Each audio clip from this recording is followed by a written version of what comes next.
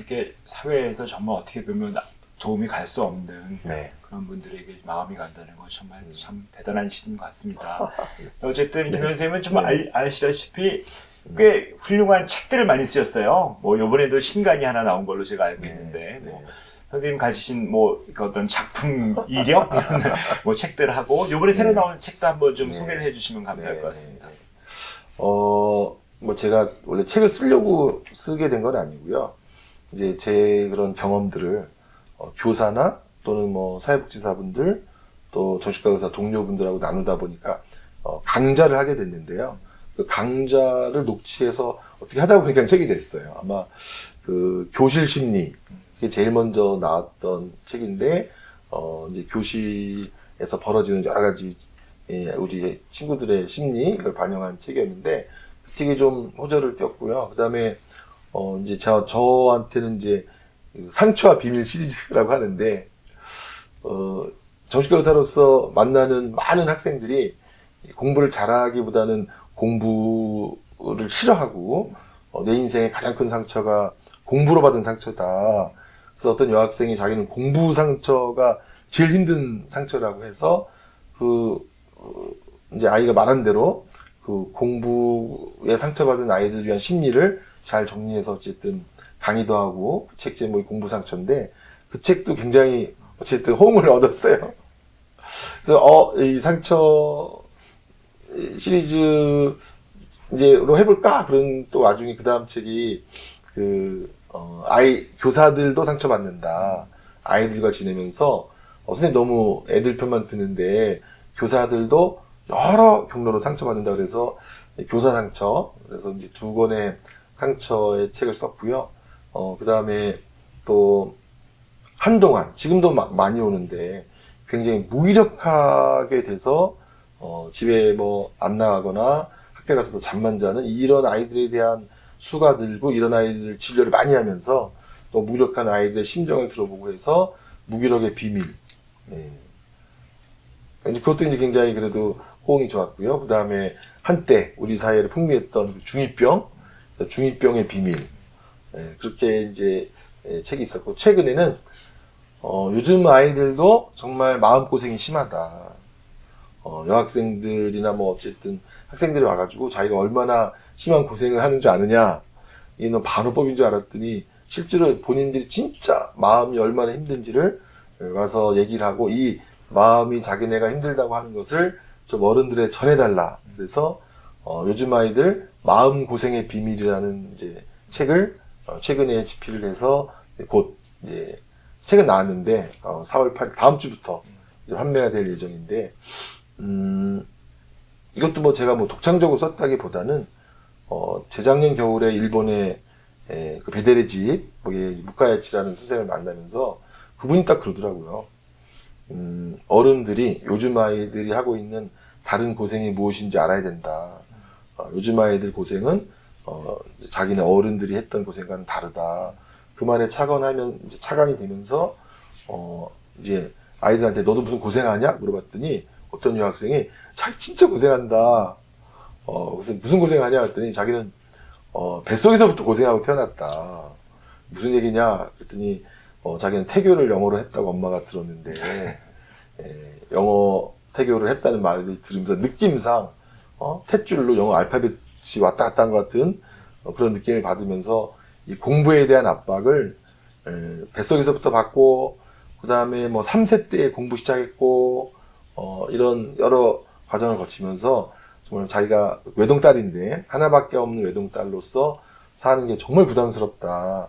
이런 얘기들이 제가 굉장히 이제 제 마음에 많이 요즘 애들은 정말 다른 차원에서 마음의 고생의 여정을 다니겠구나 하는 느낌을 받아서 마음고생의 비밀이라고 해서 책을 하나 준비했습니다. 네. 꼭 읽어봐야 될 것 같습니다. 네, 감사합니다.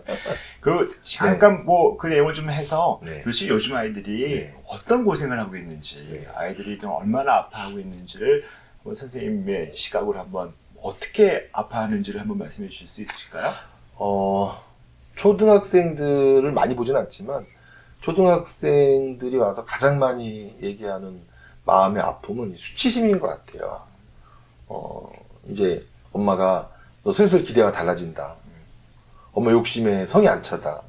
또 학교 가서 누구랑 해보는 걸 비교해 봤더니 내가 못한다. 벌써 우리나라 아이들은 초등학교 4학년이면 이거 엄마의 기대에 부응하지 못하는 아이가 되는 거 아니야? 이런 수치심 이런 게 굉장히 이제 학교에서 아이들이 힘들어하는 감정이라고 하고요. 또 중학생들은 이제 혼자 될까봐 왕따 뭐 관종 이제 핵 인싸가 아닌 아싸가 될까봐 두려워하는 그 감정이 너무나 크더라고요, 아이들이.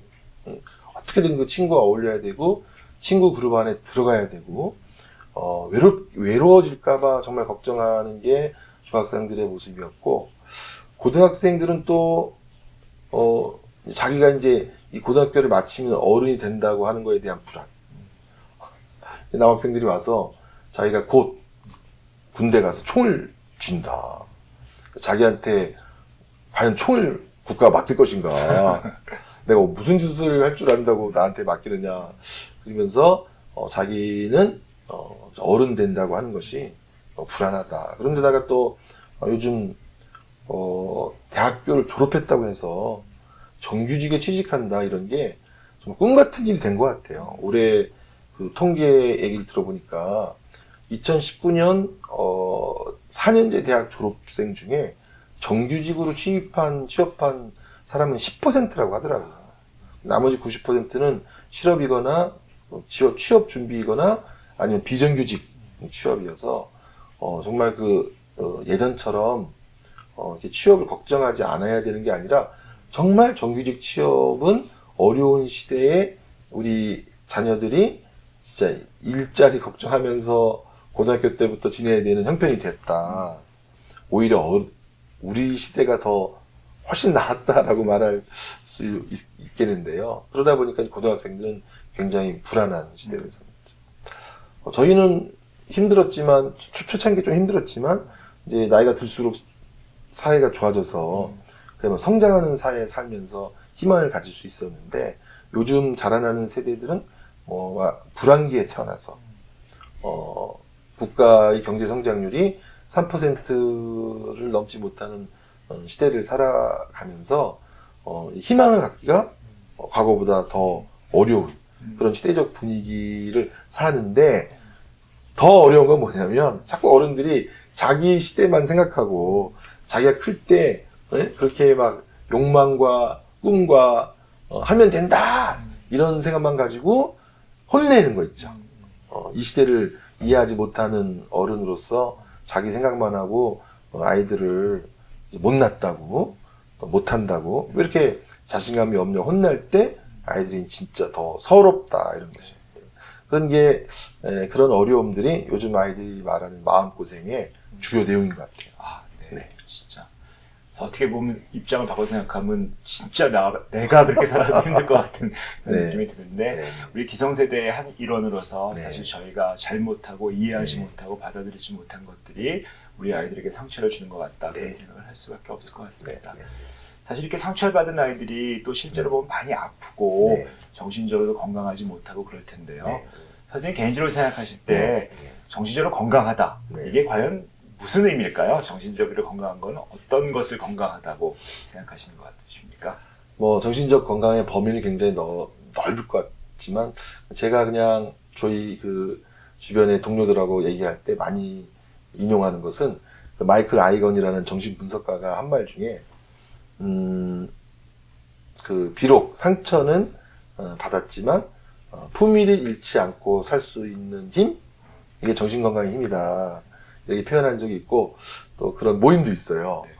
비록 상처는 받았지만 품위는 잃지 말자 그래서 그 비상품이라는 비상품이라는 모임도 있는데 살면서 우리가 여러 방면으로 상처받는 일은 피할 수 없는 일인데 비록 상처를 받았다 하더라도 그것 때문에 무너지고 포기하고 왜곡하고 하는 것이 아니라 그래도 우리가 지켜야 할 인간의 품위를 잃지 않고 살기 위해서 애써 나가는 과정 그래서 품위를 회복해서 살 수 있는 힘을 갖추는 것 이런 게 이제 정신 건강의 또 다른 정의가 아닌가. 네.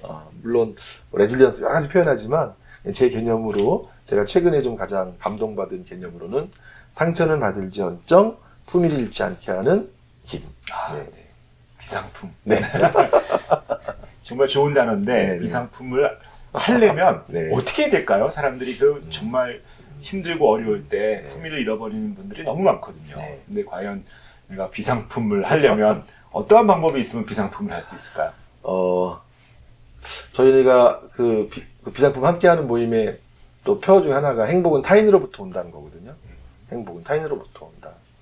행복은 왜 자기 자신으로부터 만드는 거 아니냐. 그런데 자기 자신이 행복해지려면 받은 행복이 있어야 된다. 그래서 사실 지금은 그런 분야에 굉장히 관심도 많고 또 우리가 외로워서 더 그런 것 같은데요. 이런 상처를 받았지만 품위를 잃지 않기 위해서는 사람이 필요한 것 같아요. 관계, 연결. 그래서 누군가 어쨌든 자기 마음을 털어놓고 얘기할 수 있는 그 사람이 있는 것이 품위를 잃지 않는데 굉장히 중요해서 상담, 친구, 부모, 동료 다 그런 역할을 해줄 수도 있고 그런 역할을 하는 사람이 없을 때는 정말 상담, 정신치료자, 정신건강의학과 의사들하고라도 본인이 연결되어 있고 정말 자기가 꼭 필요한 대화를 나누면서 살 수 있다면 사실 비상품을 할 수가 있죠. 네. 그런 의미에서 마음을 털어놓고 얘기할 수 있는 그 사람이 있다는 것이 중요하고 그런 사람이 있기 때문에 우리가 행복해지니까 행복은 타인으로부터 오는 거고 이제 정신과 의사나 상담사들의 특별한 지위는 그렇게 세상에서 털어놓을 사람 하나 없을 때 그때 찾아가서 만날 수 있는 사람이라는 점에서 사실 굉장히 특별한 위치에 있지 않나 그런 생각이 듭니다. 네. 정말 정신과 의사나 심리 상담사 자신이 정말 가슴에 새겨야 될 가장 중요한 말씀이신 것 같습니다. 네. 실제로 이제 본인은 이렇게 정말 외롭고 힘들 때 누구를 찾거나 또 정한되면 상담을 하면 좋은데 이게 힘든 사람을 가족으로 두는 사람이 있거든요. 네. 애가 너무 어렵고 막 그렇게 고통스러운데 엄마 아빠가 어떻게 해야 될지 모르겠다. 도대체 나는 얘를 어떻게 감당할지 모르겠다라고 하고 놀라거나 흥분하거나 심지어는 화를 내는 부모님도 많은데 이렇게 우리 자녀가 또 우리 가족이 아플 때 그 가족들은 어떻게 해야 될까요? 이제 우리 한국의 부모님들은 너무 성격이 급해가지고 또 굉장히 이제 힘든 과정을 또 견디기를 주저하셔서 빨리 해결되기를 원하는 게 우린 제일 큰 어려움인 것 같아요.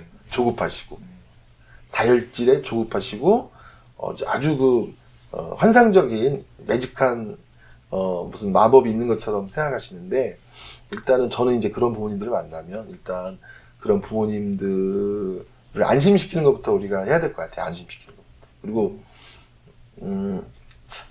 어떻게 전달하느냐에 따라 화가 날 수도 있고 이제 마음이 차분해질 수도 있는데 이런 일이 벌어진 것이 어쨌든 한순간에 벌어진 게 아니라 시간을 걸려서 벌어진 일이기 때문에 조바심 내지 말고 천천히 한 번에 하나씩 잘 해결하다 보면 결국 좋아진다. 이런 이런 그 부모 자신이 자기 마음을 잘 안심시키고 달랠 수 있도록 하는 그런 전문가들의 교육은 굉장히 소중한 것 같아요. 그리고 필요하면 전문가뿐만이 아니라 비슷한 어려움을 갖고 있는 다른 부모들이나 그런 분들과 이렇게 이제 자조 모임이나 연대 모임을 통해서 앞서서 경험한 사람들의 이야기도 그분들의 큰 도움이 되는 것 같고요. 그냥 제일 안타까운 것은 자책하면서 그 자녀를 혼내는 거. 대부분 부모님들 많이 그러시죠. 부모 자신은 자기에게는 자책하면서 자녀는 또 혼내서 항상 상황이 악화되고 그 악순환이 일어나는 그런 회로로 가는데 그런 굉장히 자녀에게 힘든 일이 일어났을 때 잘 돌보지만 좀 거리를 두고 일단은 이제 사려 깊게 신중하게 한다는 태도부터 시작할 수 있다면 굉장히 다 훌륭한 부모님들이고 그런 부모님들은 그래서 잘 해결하더라고요. 예. 그래서 이제 자책하는 부모님들에게는 저희가 이제 그야말로 셀프 컴패션, 예. 이게 다 어머니 탓도 아니고 또 아이들 중에서 그런 일을 겪는 아이가 이제 그 어머님 자녀만 그런 게 아니라 또 그런 애도 있었고 이렇게 해서 근데 부모를 준비시키는 게 그리고 부모도 중요한 이 치유 과정의 파트너다. 그렇게 부모를 준비시켜 나가는 과정이 필요한 것 같아요. 네.